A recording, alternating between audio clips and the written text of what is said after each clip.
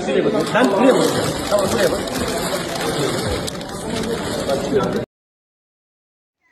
Salam değerli izleyicilerim, kanalıma hoş geldiniz.